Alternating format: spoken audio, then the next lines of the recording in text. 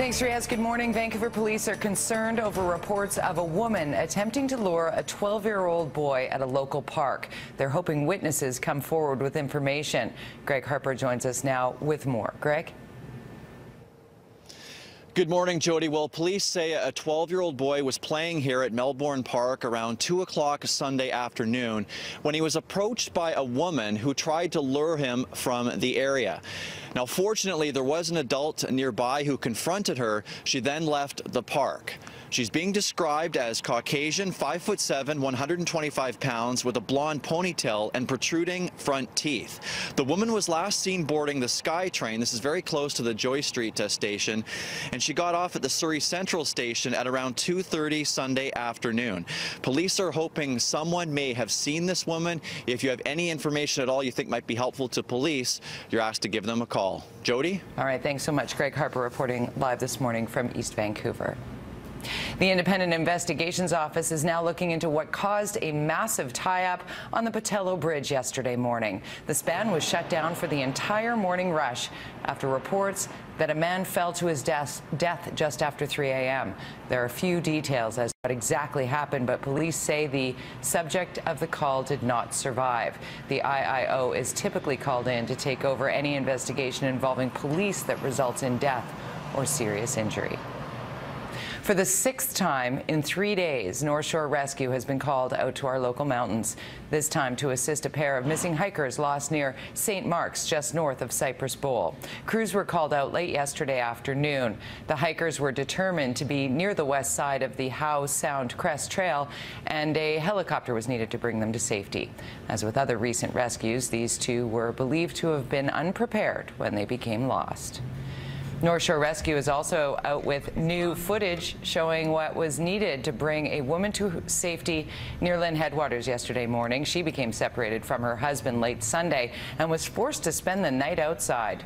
The volunteer group is becoming increasingly frustrated with the record amount of calls it has received this season and is once again asking everyone to be prepared for the conditions. We should know the results of the federal election exactly 2 weeks from today. Many Canadians are already voting at 39 post-secondary campuses across the country.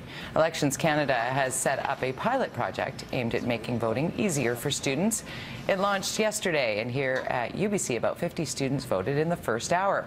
Students and other eligible voters can also cast their ballots at Popup Elections Canada offices at BCIT, SFU, and at the University of Victoria. They are open daily from 10 till 5 until Thursday. I think it's really beneficial for me, especially because I'm an out-of-province student, so it definitely makes the process a lot easier. A lot of students won't have time to go back home on election day, so this way we can still vote and we don't have to worry about commuting. You can get the same services there that you would get at an Elections Canada office, so voter information, registration and voting services, but you do vote by special ballot. And all that means it's a blank ballot that you need to fill in by hand the name of your chosen candidate. Two of the four main federal party leaders are in BC today ahead of the October 19th election. Conservative leader Stephen Harper is starting his day in Whitby, Ontario. NDP leader Tom Mulcair is holding a town hall meeting in Surrey to speak on Medicare. Liberal leader Justin Trudeau is in Montreal, and Green Party leader Elizabeth May is in East Vancouver to discuss safety concerns over tanker traffic and pipelines. Not all BC industries are warmly welcoming the Trans-Pacific Partnership deal. BC's dairy farmers are taking a cautionary approach to the 12-country agreement. Producers say while the deal is generally good for Canada's economy, they're concerned about the additional access to the Canadian dairy market. They say the hardest hit may be smaller producers in rural communities. Hopefully what these agreements do is limit the rules of engagement in terms of subsidization of various industries. And of course, in our case, dairy industry, we're not getting a direct subsidy from the government. We're getting a supply managed system. And with an agreement in place, we can at least control or have some input into what other countries are dumping into this country. Just coming